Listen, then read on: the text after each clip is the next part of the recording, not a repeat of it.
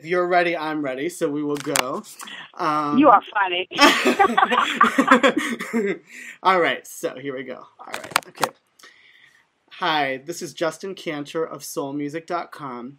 I'm blessed today to be speaking with a soulful lady of song who's graced us with countless feel-good recordings the last 2 decades, from her timeless interpretations of classics such as The Love I Lost and Don't Make Me Over, to her own inspiring compositions such as Shining Star and Still a Thrill. These days, in addition to working with Ultranate's groundbreaking dance floor label, Deep Sugar Music, she's also running her own management company and working in the field of education. Basically, she's distinguished enough in her own work that she only need go by one name, and I'm talking about Sybil. So welcome, Sybil. Thanks, Justin. You're welcome. It's really fun to be speaking with you. We met once in person a few years ago when you first started with Deep Sugar and did the song I was talking about, Shining Star. But in the throes of a hot and heavy nightclub, it's kind of hard to have, intimate conversations. So it is. It really is. It's difficult. It is. But so kind of, again, quoting a song, take me back a little bit to when you were growing up in Patterson, New Jersey. What would you say was your parents' role in shaping your identity? And just tell me about your own personality and talents that emerged as little Sybil, if you will. That's funny. That's funny. Well, actually, I grew up singing at St. Luke Baptist Church in Patterson. Okay. And kind of came from an area where there were a lot of music. If it wasn't music, it was sports. It's just that's the way that it was. And one of the things that growing up at St. Luke, I didn't really start singing and find my voice until probably I was maybe about 13. I've always sung, but I was not really that comfortable and confident to do it in public. And it was not until high school when I started singing. And actually, my principal was she became known as a singing nun, was kind of real instrumental in me even being really bold enough to step out. I mean, I grew up singing and doing some of the things that most singers nowadays would say that they do, and that is grew up singing in the choir. Uh-huh. I sang in the choir, then I went into musical theater, where I did Guys and Dolls. I did Pearl. What is it? I did Guys and Dolls. I did Oliver, and I did Porgy and Bess, and I did an off-Broadway show called The Blacker the Berry. Oh, and really? Okay. So I've always so theater is kind of where I became interested in music. I mean, in terms of this performance realm. Right. My cousin Maxine is a member of the group In Vogue. I didn't realize she was your cousin. Okay.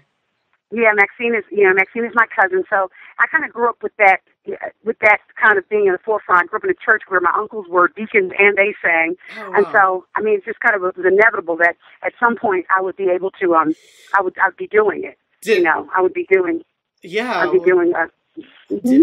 So I think the thing is that music has always been an integral part of what we do, who we are. Yeah. And it's a form of expression because I love the written word, as you know, we've talked about, shared that at least. Yeah, I love the written word, and I think that it's just important.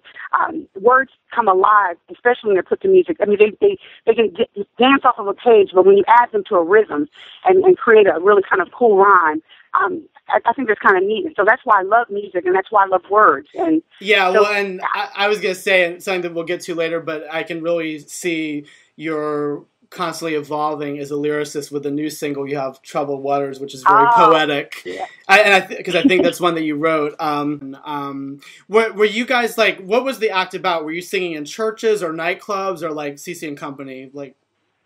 We were singing. Actually, we used to sing at. Let me say this: our main spot was Club 88 in East Orange, New Jersey. Okay. We were there all the time, and then we do some other. But that was because Billy Press, who's DJ Billy Press, the old school was at Zanzibar, and doing Zanzibar, and Club 88. He actually was really, really involved with pushing us beyond just the Club 88.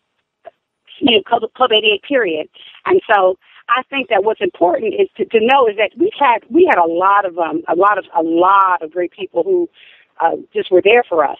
You know, were there for us, and who understood what it is that we were trying to do. I never thought, Justin, in a million years that I would be doing dance, that the records that I was creating would be considered dance. I didn't, because when you listen to my first record, Falling in Love, it is really an R&B tune that happened to be, to do well in a club, in a club scene. And that, I think, had a lot to do with the late Larry Levan from the Paradise Garage. Larry used to spin that record, for 45 minutes. I went there. I used to hang out as a kid there.